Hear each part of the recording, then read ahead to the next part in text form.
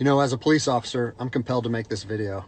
I've been in law enforcement for 10 years, and I'm speaking to my peers, other fellow officers, people in any kind of law enforcement position. I've seen officers nationwide enforcing tyrannical orders against the people, and I'm hoping it's the minority of officers, but I'm not sure anymore, because every time I turn on the television, every time I look to the internet, I'm seeing people arrested or cited for going to church, for traveling on the roadways, for going surfing, opening their businesses, going to the park with their families, or doing nails out of their own house, using their own house as a place of business, and having undercover agents go there and arrest them and charge them with what? With a crime? I don't know what crime people are committing by doing nails in their own house, but we're seeing this more and more and more, and we need to start looking at ourselves as officers and thinking, is what I'm doing right? Now, I want to remind you that regardless of where you stand on the coronavirus, we don't have the authority to do those things to people just because a mayor or a governor tells you otherwise. I don't care if it's your sergeant or your chief of police. We don't get to violate people's constitutional rights because somebody in our chain of command tells us otherwise. It's not how this country works. Those are de facto arrests. You know, we're violating people's rights and taking money from them, or even worse, arresting them and depriving them of their freedom when they are exercising their constitutional rights. So let's talk about that.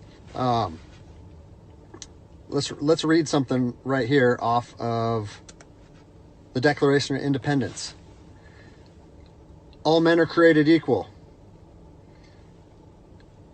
Among these, we have the right to life, liberty, and the pursuit of happiness. That to secure these rights, governments are instituted among men, deriving their power from the consent of the governed, meaning our power and any government official's power is derived from the people. Okay? We don't hold power over our citizens. It's contradictory to everything that our country stands for. And this is what I'm seeing. First Amendment rights, telling people they can't go to church, freedom of religion. Okay? Telling people they can't protest, freedom of assembly. Fourth Amendment violations, illegal traffic stops to check for papers. What are you, the Gestapo? Is this 1930s Nazi Germany? You don't get to stop people unless you have reasonable suspicion or probable cause that they have committed a crime. And I know people that have personally been stopped saying, we want to see papers showing that you're essential. David 2, copy a phone call. That is not how our job works, okay? What really has been pissing me off lately is the fact that these officers that are going out here and enforcing these tyrannical orders, what they're doing is they're putting my job and my safety at risk. Because what you're doing is you're widening the gap between public trust and law enforcement officers. And what that's going to do is it's going to, I mean, look at what's happened to law enforcement in the last 10 years. Less and less public trust, and more often than not, that is a result of isolated incidents that get blown out of proportion. Well, they're not isolated anymore. They're happening every single day. And the thing that I want you guys to realize is that our power that we hold as law enforcement officers, it's nothing more than a facade. It's a badge and a gun. And people, you don't realize, if you haven't lived in anarchy, if you haven't seen combat, things can be stripped from people in a heartbeat. And that's what I'm afraid of. I'm afraid that these actions are going to wake a sleeping giant, i.e. the American people, okay? They are going to be put in a position where they won't have their rights trampled anymore. And us as law enforcement officers, we'll have our ability to enforce the law stripped from us in about 10 minutes. Okay?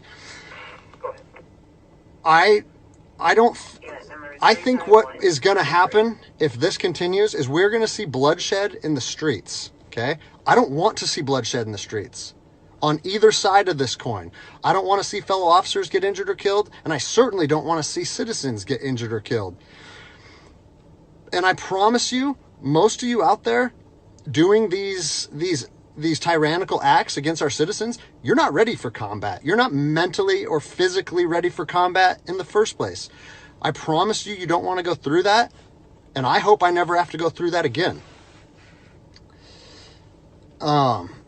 You know, you don't get to just say, well, I'm doing this because I was told to do so, or I'm following orders, or I need to keep this job.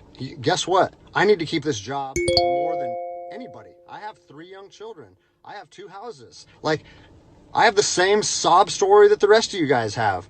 But my personal choices and my living arrangements, no matter what they are, don't allow me to trample on people's rights. And I don't understand why that concept is so hard for people to understand. Listen, you need to stand up for what's right.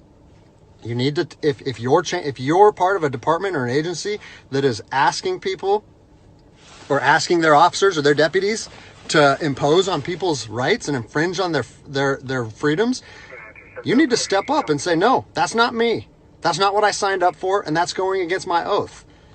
And if that costs you your job, so be it. At least you'll be able to look at yourself in the mirror at night.